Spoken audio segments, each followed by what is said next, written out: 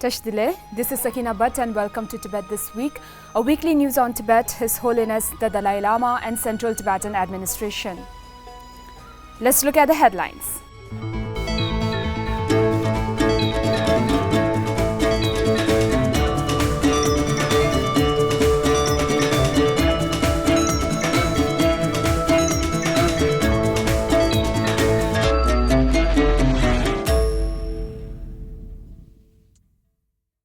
Use of human intelligence to make lives meaningful, says His Holiness the Dalai Lama to Korean devotees.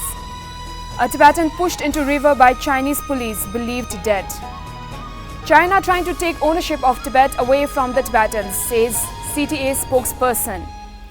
Kashag forms new permanent strategy committee. Central Tibetan Administration celebrates India's 75th Independence Day. Sikyong Penpa Tsering attends 23rd anniversary of Sara College for Higher Tibetan Studies. Sikyong inaugurates 7th Young Tibetan Research Scholars Conference. US Charged Affairs Ambassador expresses support for Tibetan cause. Tibet House Japan begins Tibetan language class.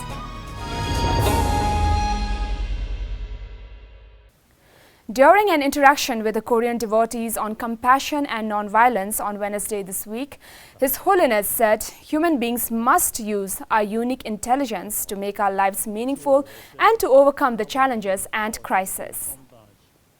In Tibet, a recent incident on the 15th of August reported the death of a Tibetan man called Riktak, who was pushed off a steep roadside into Drikchu, Yangtze River by Chinese police after he asked them to produce their police identity card.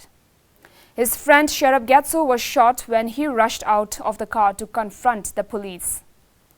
According to the Tibet Times, Sherab Gyatso and Riktak were traveling from Kigudu to Domda when they were stopped by police conducting random inspections on the road. They were assaulted in a confrontation that followed after they claimed that their vehicle had no prohibited items that needed checking. Bystanders and witnesses intervened and rushed Sherab to a hospital in time, and he is reportedly safe from serious injuries. However, Riktak is feared death when no trace of his body could be found after hours of searching in the river. In another report surfaced last week, Chinese authorities have arrested 3 Tibetans in Kigudu, Usual Tibetan Autonomous Prefecture, on 4th of August for sharing pictures on social media.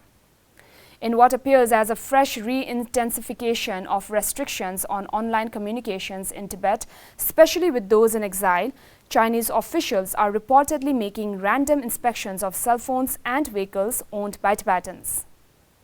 The Central Tibetan Administration condemned China's claim of having brought a historic transition with epoch-making significance for Tibet in the last 70 years of its so-called peaceful liberation of Tibet.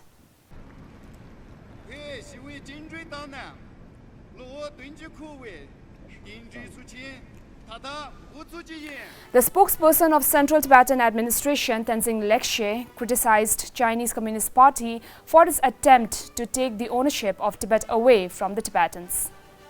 It's quite disturbing to understand that whenever the Chinese leaders talks about Tibet issue these days, they are not talking about Tibetan people. Now they try to distance the Tibetan people from the ownership of Tibet. Tsering further slammed the statement made by the member of the Standing Committee of the Political Bureau of the Communist Party of China Central Committee, Wang Yang, yesterday at the gathering about Tibet having embarked on a path to prosperity. Whatever China government says right now is only for their own concern of stability. It's a clear message to China that they need to wake up from their own dream and be practical, be rational, and be human. Communist Party of China held its so-called celebration of the 70th anniversary of peaceful liberation of Tibet on Thursday this week in the Tibet's capital Lhasa in front of the Potala Palace. A new permanent strategy committee has now been constituted in the place of the task force on Sino-Tibetan negotiations. The committee comprises of relevant senior CTA officials and it will apprise the Sikyong on Tibet and Tibet-related issues and also advise the Sikyong on advocacy and strategy planning. On Friday last week, Kashag has declared the task force on Sino-Tibetan negotiation, which was established in 1998, dissolved. Central Tibetan administration celebrated the 75th Indian Independence Day at the Kashag Secretariat on Sunday this week. Sikyong and CTA officials attended the ceremony. Expressing his congratulatory greetings to the government and people of India, Sikyong said, "Independence gained by India after many years of struggle is an inspiration and expressed hope in achieving freedom for Tibet soon." The great Mahatma Gandhi ji, he led the movement in a non-violent way, and His Holiness the Dalai Lama has also followed his steps to follow non-violence as a means of resolving the Sino-Tibet conflict. We are very, very happy for the Indian people and the government of India for gaining this freedom, and we also look forward to gaining freedom from China. At the 23rd anniversary of Sara College for Higher Tibetan Studies on Friday last week, Sikyong Penpa Tsering urged the students to never forget the unwavering sacrifices and efforts made by His Holiness the Dalai Lama for the Tibetan community. Sikyong laid emphasis on how the younger Tibetan generation should be well-versed in Tibet's history and its affairs.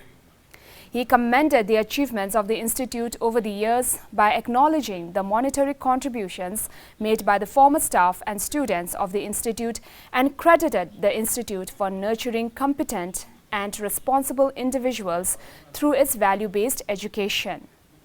The ceremony saw felicitation of toppers of the academic year 2020 to 2021 and staff whose extended service surpasses more than 20 years. Sikyong Penpa Tsering urged Tibetan scholars to use their research skills on the current situation inside Tibet at the inaugural ceremony of the 7th Young Tibetan Research Scholars Conference organized by the Tibet Policy Institute on Wednesday this week. In his address, Sikyong noted the lack of Tibetan scholars in Tibetan history who can comprehensively challenge the false narrative of the Chinese government. Tsering, director of Tibet Policy Institute, said that the Tibetan cause is directly related to Tibetan history and explained that only by studying Tibetan history we can make the case for Tibet convincingly and accurately.